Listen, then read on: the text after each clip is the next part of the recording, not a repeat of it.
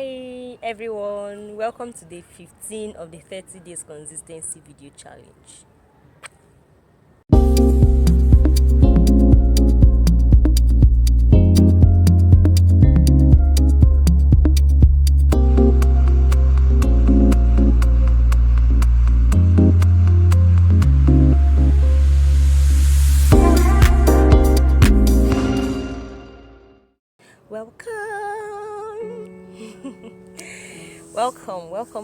Welcome back, and if you're new, welcome.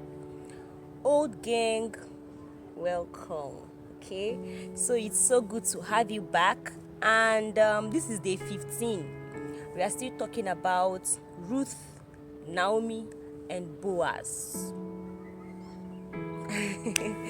Don't mind me. Okay, so we are still talking about Ruth, Naomi, and Boaz, and today we are continuing with chapter 2, okay, from verse 13 down to the last verse.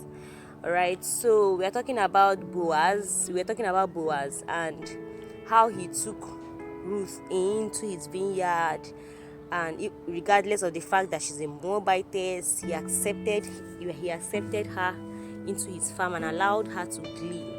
So she gleaned and continued to glean and pick up the leftovers of their harvest. During when it was time to eat, he called her over to eat with her. She took bread dipped in vinegar. He even gave her roasted corn. She ate with him, and she told his men, see, people should allow her, allow her, even if she takes from the main harvest, just leave her. In fact, people should remove from the harvest and intentionally drop for her to pick up, as she's gleaning. So Ruth ate so much, and she even had leftovers to take home.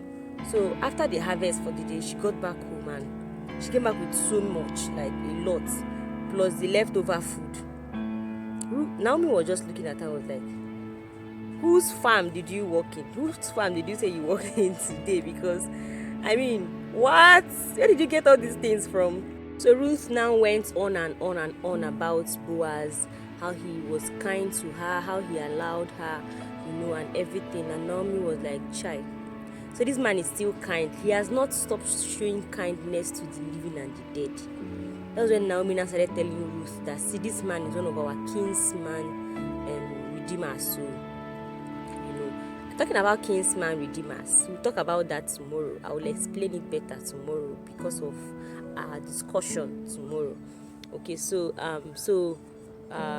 Ruth explained everything that happened and told her that Boaz had encouraged her to continue coming to glean with them. Naomi said, yes, my sister, my daughter, you will continue to glean there, because if you go to some other farm, you might be harmed. Just keep working with them until the harvest is over.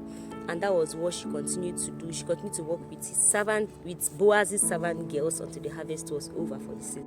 So what actually caught my attention with this particular part of the story is the fact that Naomi had left Bethlehem over 10 years ago, like so many years ago. She had been in Moab with the husband, right? But now she's still testifying about Boaz. Remember, on the 14th day, we talked about when Boaz's servants were testifying about Ruth and everything she had done for Naomi, how she had left her people. All right, but the difference now is that, for me, is that after so many years, Naomi was still testifying, this man is a very kind man.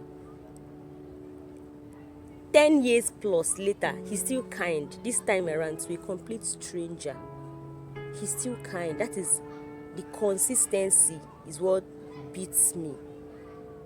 The consistency in kindness is what beats me. When I was talking to a few teenagers today, I was talking to them about choosing role models and friends.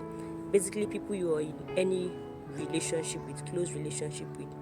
When you want to choose people, you don't just look at maybe people who have money, cars, wealth, or those things you feel like, oh, I would really love to. Those superficial things you look at. Can we go beyond that and look at how kind is this person? How does this person treat people they are better than? How do they treat people beneath them, in quotes? Okay, how do they treat strangers? All right, because I'm just imagining Boaz, of our time now, a very wealthy man coming into his farm to see a complete stranger, not even an Israelite to begin with, you're a Moab, coming to my farm to pick leftovers. Like, you're supposed to wait till I come, then you beg me now. I am the lord of this farm. Hello, you cannot just come and start picking things without my consent. But this man didn't even bother. In fact, he said, oh wow, no problem. Okay, please, people should just let her. Allow her pick as much as she wants to. So, and then apart from picking people like that, can we also be people like that? And I'm not saying like once upon a time kindness, once in a lifetime kindness. I mean beginning to live in kindness. I'm doing this consistency video challenge. Can we do like consistency in kindness challenge? Treating people with respect, treating people how we would love to be treated, talking to people no matter their level, their standard, as we would love to be spoken to. Can we begin to be known as someone who has been consistently kind over the years?